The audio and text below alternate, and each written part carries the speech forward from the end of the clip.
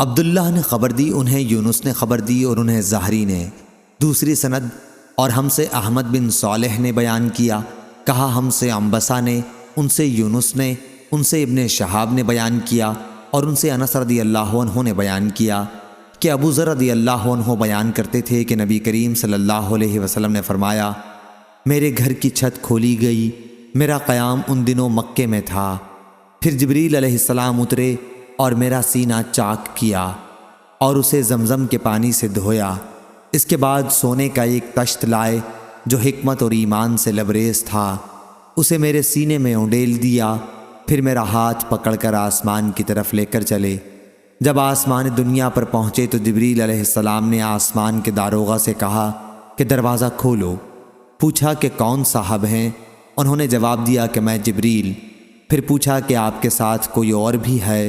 جواب دیا کہ میرے ساتھ محمد صلی اللہ علیہ وسلم ہیں۔ پوچھا کہ انہیں لانے کے لیے آپ کو بھیجا گیا تھا؟ جواب دیا کہ ہاں۔ اب دروازہ کھلا۔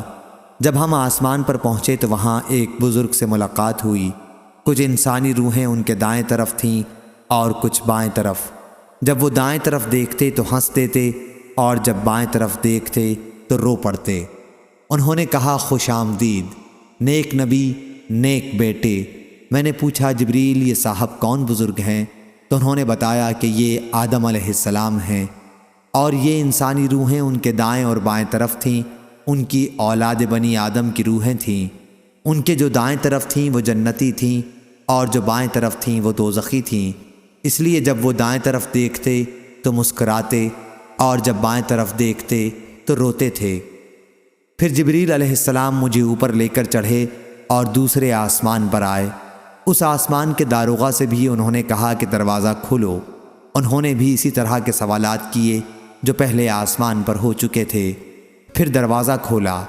انس رضی اللہ عنہ نے بیان کیا کہ حضرت ابو ذر رضی اللہ عنہ نے تفصیل سے بتایا کہ حضرت صلی اللہ علیہ وسلم نے مختلف آسمانوں پر ادریس، موسیٰ، عیسیٰ اور ابراہیم علیہ السلام کو پایا، لیکن انہوں نے ان انبیاء کرام کے مقامات کی کوئی تخصیص نہیں کی، صرف اتنا کہا کہ حضرت صلی اللہ علیہ وسلم نے آدم کو آسمان دنیا پہلے آسمان پر پایا اور ابراہیم علیہ السلام کو چھٹے پر۔ اور حضرت انس رضی اللہ عنہ نے بیان کیا کہ پھر جبریل علیہ السلام ادریس علیہ السلام کے پاس سے گزرے تو انہوں نے کہا خوش آمدید، نیک نبی، نیک بھائی۔ میں نے پوچھا کہ یہ کون صاحب ہیں؟ جبریل علیہ السلام نے بتایا کہ یہ ادریس علیہ السلام ہیں۔ پھر میں عیسیٰ علیہ السلام کے پاس سے گزرا، انہوں نے بھی کہا خوش آمدید، نیک نبی، نیک بھائی۔ میں نے پوچھا یہ کون صاحب ہیں؟ تو بتایا کہ عیسیٰ علیہ السلام۔ پھر میں ابراہیم علیہ السلام کے پاس سے گزرا تو انہوں نے فرمایا کہ خوش آمدید، نیک نبی اور نیک بیٹے۔ میں نے پوچھا یہ کون ہیں؟ جواب دیا کہ یہ ابراہیم علیہ السلام ہیں۔ ابن شہاب سے زہری نے بیان کیا اور مجھے ایوب بن حزم نے خبر دی کہ ابن عباس رضی اللہ عنہ اور ابو حبہ انصاری رضی اللہ عنہ بیان کرتے تھے کہ نبی کریم صلی اللہ علیہ وسلم نے فرمایا، پھر مجھے اوپر لے کر چڑھے اور میں اتنے بلند مقام پر پہنچ گیا جہاں سے قلم کے لکھنے کی آواز صاف سننے لگی تھی۔ ابو بکر بن حزم نے بیان کیا اور انس بن مالک رضی اللہ عنہ نے بیان کیا کہ نبی کریم صلی اللہ علیہ وسلم نے فرمایا، پھر اللہ تعالیٰ نے 50 وقت کی نمازیں مجھ پر فرض کیں۔